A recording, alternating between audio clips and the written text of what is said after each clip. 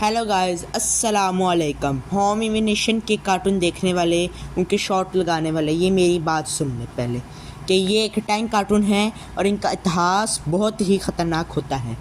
कि मैंने इनका इतिहास देखकर मैं फ़ख्र महसूस करता हूँ। एक मिनट, हमने ये कार्टून देखे हैं और हम ये नहीं जानते कि इनके जो पुराने एक्टर हैं, यानी कि अभी तो 4 एक्टर्स के बारे में हमें दिखाया गया है कि जो 4 एक्टर हैं जो पुराने हैं वो अभी 2025 में आए हुए हैं।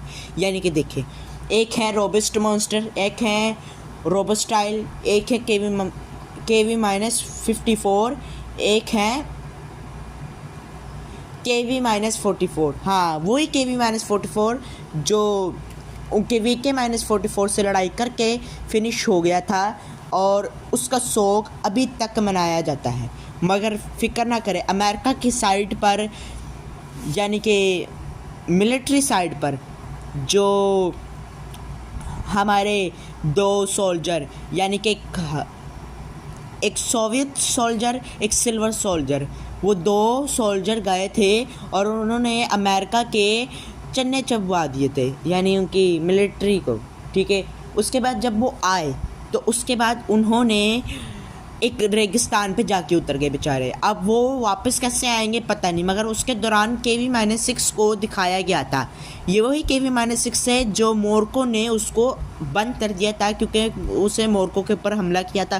क्यों पता नहीं, क्योंकि ये जो ज़बान है, जो ज़बान आती है, ये है रशिया की ज़बान। ठीक है, तो मैंने इंग्लिश तर्जमा पढ़ तो सकता हूँ मैं, मगर मैंने जो पढ़ा वही मैं आपको बता रहा हूँ कि उसने थोड़ी सी लड़ाई की थी। ठीक है, उसके बाद अब वो फिर KV-6 आज़ाद हुआ है तो मोरको की तो तोप तो उल्टी हो गई है, जिसकी वजह से वो अब उसको लेके जाएगा क्योंकि उसकी बहुत बुरी हालत है।